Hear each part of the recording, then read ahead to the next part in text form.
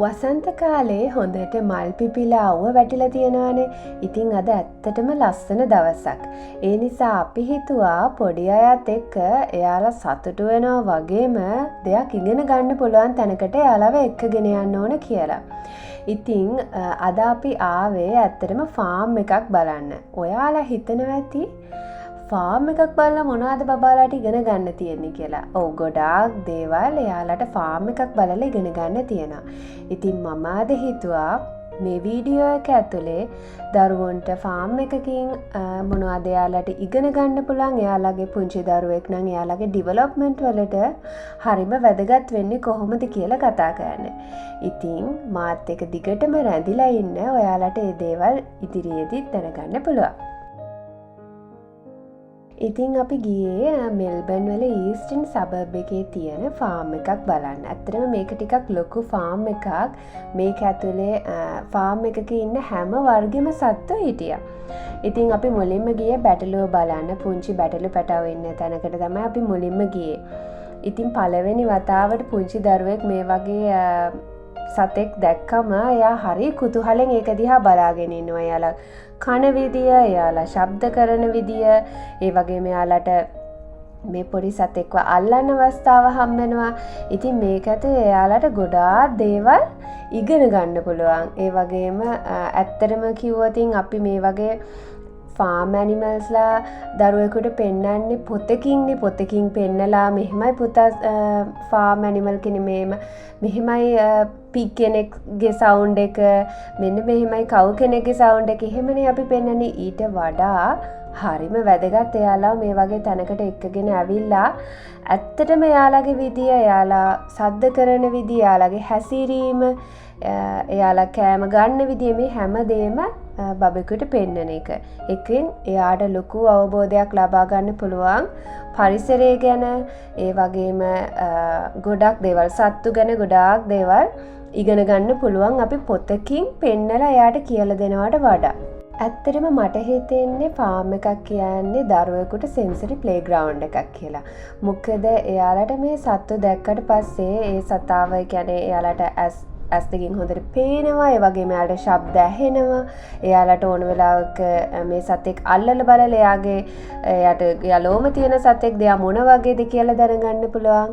ඒ වගේම මීට අමතරව දැන් මේ ෆාම් එකේ නම් ඉන්න සමහර සත්තුන්ට කෑම කවන්න එයාලා අවස්ථාව දීලා තියෙනවා. ඉතින් ඒක ඇතුලේ දරුවෙකුට සතෙකුට ජෙන්ටල් වෙන්න, ඒ කියන්නේ හරිම කරුණාවෙන් සැලකන්න, ඒ වගේම ඉවසීම මේ ගොඩාක් දේවල් ඒක ඇතුලෙන් දරුවෙකුට ලබා ගන්න පුළුවන්. ඒකත් එක්ක දරුවෙක්ගේ ඉමෝෂනල් ඇන්ඩ් සෝෂල් ග්‍රෝත් එකටත් ඒක හරිම වැදගත් වෙනවා.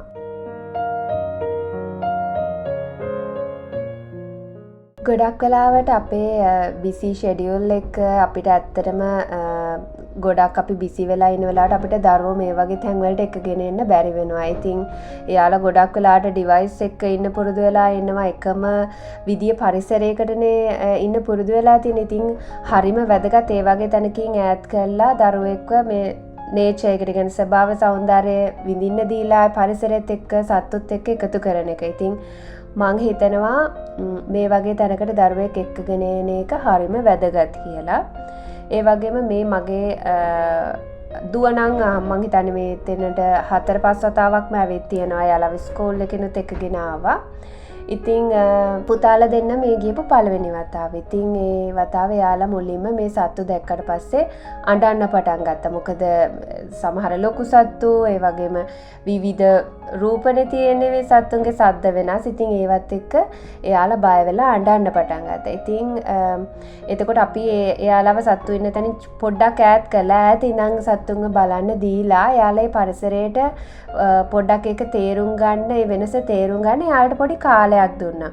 මොකද දැන් අපි ගොඩක් කලාට මොනවා හරි දෙයකට දරුවෝ ඒක දැකලා අඬපු ගමන් එයා බයයි කියලා අපි ඒක දරුවා වෙතනින් අයින් කරන්න යනවා නම් ඒක ඇත්තටම හොඳ නෑ. මොකද එයාට ඒක ගැන අවබෝධයක් ගන්න පොඩි වෙලාවක් දෙන්න ඕන. මොකද එයා එක සැරේට මේ වගේ දෙයක් දැක්කම වෙනස් දෙයක් දැක්කම එයා බය වෙන්න පුළුවන්. ඒ නිසා ඉතින් අපි ටික වෙලාවක් එයාලට එහෙම වෙලාව දුන්නා. ඊට පස්සේ එයාලා ඒකට ටික ටික කැමති වුණා. එයාලා සත්තු ළඟට යන්න බලන්න ඒව දකින්න එයාලා ඒකට කැමති වෙනවා. ඉතින් ඒ නිසා දරුවෙක් ඒ වගේ එයාට වෙනස් විදිය දෙයක් දැක්කම දැකලා අඬන වෙලාවක ඉක්මනට එයාව එතනින් අයින් කරන්න බලන්න නැතුව එයාව පොඩ්ඩක් calm down කරලා ඒ පරිසරයට ඒ අත්දැකීම ලබා ගන්න එයාට අවස්ථාවක් දෙන්න ඕන. ඒක හරි වැදගත්.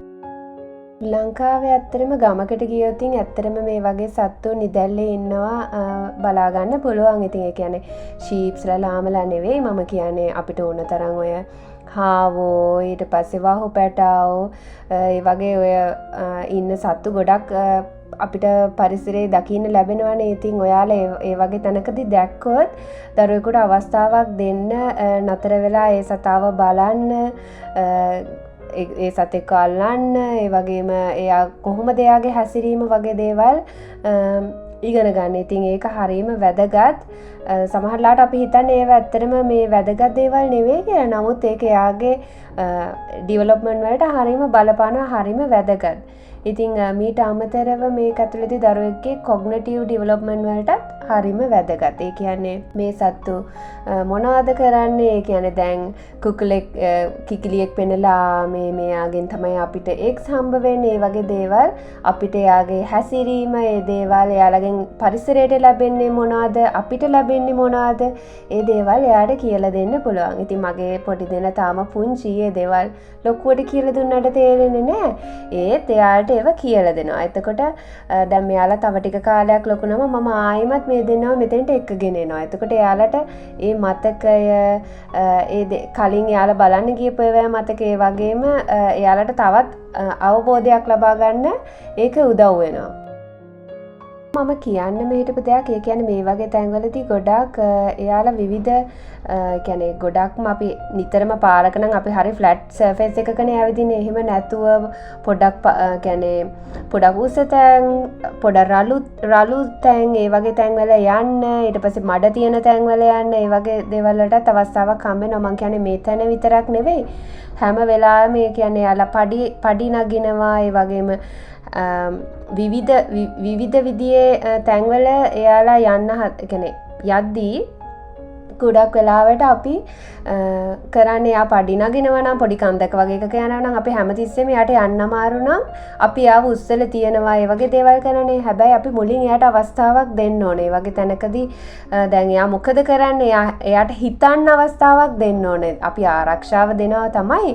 නමුත් පොඩ්ඩක් ස්වාධීනව ඉන්න, ස්වාධීනව මොකක් හරි දෙයක් හිතලා කරන්න. අම්මට මෙතනින් පනින්න බෑ. දැන් මං කොහොමද මෙතනින් යන්නේ කියලා එයා හිතලා එතනින් යන්න පොඩි අවස්ථාවක් දෙන්න ඕන. මොකද ඒක දරුවෙකුට වැදගත් වෙනවා. අපි ගොඩක් කලාට යාළුවා පරිස්සම් කරන ඒ වගේ තැන් වලට යන්න දෙන්නේ නැහැ. මොකක් හරි එක කුඩට නගින්න දෙන්නේ නැහැ. උඩින් පණිදි වැටෙයි. එහෙම කියලා. නමුත් එතනදී දරුවෙක් ඉගෙන ගන්නවා. ගොඩාක් දේවල් ඉගෙන ගන්නවා. ඒ කියන්නේ බැලන්සින්, ඒ කියන්නේ සමබරව ඉන්න, එයාගේ බැලන්ස්, ස්ට්‍රෙන්ත්, කෝඩිනේෂන් මේ හැම දෙයක්ම එයාට වර්ධනය වෙන්න අපි යාට අවස්ථාවක් දෙන්න ඕනේ. එහෙම දෙන්නේ නැතුව අපි හැම වෙලාවෙම එයාගේ පිටිපස්සෙන් ඉන්නවා. ඒක අම්මා තාත්තා විදියට හරි. නමුත් දේවල් කරන්න අවස්ථාව නොදී ඉන්න එක යාට ඇත්තටම කරන අසාධාරණයක්. ඒ නිසා මට ඇත්තටම ඒකත් මේ වීඩියෝ එක ඇතුලේ කියන්න ඕන වුණා. මම හිතනවා මම දැන් කතා කරපු දේවල් වලින් ඔයාලට යම්කිසි දෙයක් ලබා ගන්න පුළුවන් වෙන්නේ නැති කියලා. ඉතින් මේ දවසේ ඉතින් අපි ගොඩක් ෆාම් එකේ ඉන්න සත්තු බලලා එයාලටත් එතන ලොකු වෙලාවක් සෙල්ලම් කරන්න දීලා කෑමත් කාලා හවස් වෙනකම් එතන ඉඳලා තමයි ආයමත් ගෙදර යන්න පිටත් උනේ. ඇත්තටම මේ දවස හරියම හුළඟ දවසක්. ඉතින් වසන්ත කාලේ සාමාන්‍යයෙන් හරියට හුළඟ තියෙනවා. ඉතින් ටිකක් වැහිබර කාලගුණයක් වගේ එනකොට අපි හිතුවා දැන් ඉතින් ගෙදර යන්න ඕන කියලා. ඉතින් මේක වසන්ත කාලේ ගෙවුණු තවත් ලස්සන දවසක්.